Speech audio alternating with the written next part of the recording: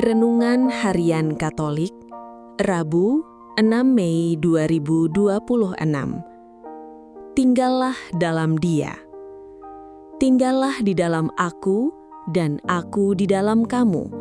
Sama seperti ranting tidak dapat berbuah dari dirinya sendiri, kalau ia tidak tinggal pada pokok anggur. Demikian juga kamu tidak berbuah, jikalau kamu tidak tinggal di dalam aku. Yohanes 15 ayat 4. Saudara-saudara, siapa tidak kenal pohon? Karena adanya pohon, sebuah desa menjadi sejuk dan segar udaranya. Taman kota menjadi indah dan berseni karena ada pohon di pinggir kanan maupun kiri jalan. Jalan lintas kota dan provinsi menjadi nyaman dilalui jika ada pohonnya. Setidaknya mata kita menjadi berbinar-binar ketika melihat pohon yang hijau mengeluarkan bunga-bunga yang indah.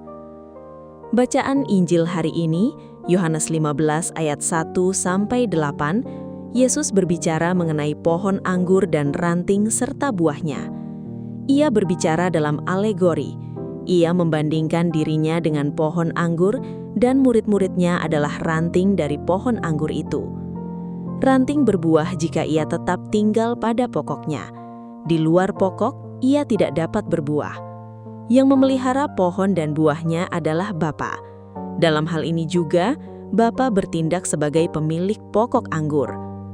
Kalau Yesus mengumpamakan dirinya sebagai pokok anggur, maka kita para rantingnya harus bersatu dengannya secara sempurna agar kita dapat tumbuh dan menghasilkan banyak buah. Meskipun ranting sangat dekat dengan pokok, tetapi bila ranting itu tidak bersatu dengan pokok, dia tidak tumbuh dan berkembang. Hal ini yang justru sering terjadi. Banyak murid Yesus yang hanya dekat dengan Yesus, tetapi hidupnya tidak menyatu dengan Yesus. Akibatnya, hidup iman mereka tidak menghasilkan buah-buah rahmat untuk dirinya sendiri ataupun orang lain. Bersatu dengan Yesus berarti menjadikan hidup Yesus sebagai hidup kita dan membiarkan Yesus berkarya dalam diri kita. Hari ini Yesus bersabda, "Jikalau kamu tinggal di dalam aku dan firman-Ku tinggal di dalam kamu, mintalah apa saja yang kamu kehendaki dan kamu akan menerimanya. Dalam hal ini Bapa-Ku dipermuliakan, yaitu jika kamu berbuah banyak dan dengan demikian kamu adalah murid-murid-Ku."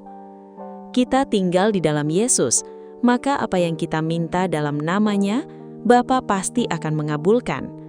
Di sini usaha melampaui perbedaan budaya tersebut yang menjadi ukuran dalam menghidupi iman kita adalah Yesus Kristus. Bacaan Injil hari ini jelas-jelas mengingatkan kita bahwa kita perlu tinggal dalam Dia. Ini berarti yang menjadi ukuran di atas budaya kita adalah Yesus Kristus. Kita perlu meninggalkan kebiasaan budaya kita yang menghalangi kita untuk bersatu dengan Yesus dan sesama pengikutnya. Hidup dan pelayanan para murid akan kehilangan maknanya dan tidak akan menghasilkan buah bila dilakukan tanpa persatuan dengan Tuhan Yesus. Sebaliknya, bersatu dengan Tuhan dan senantiasa menyertakan Dia dalam seluruh hidup kita adalah sikap iman yang akan membuka pintu lebar-lebar bagi kasih karunia dan rahmat Tuhan mengalir dalam diri kita dan menyempurnakan karya kita. Tuhan Yesus sendiri telah berjanji, "Jikalau kamu tinggal di dalam aku dan firman-Ku tinggal di dalam kamu, mintalah apa saja yang kamu kehendaki dan kamu akan menerimanya."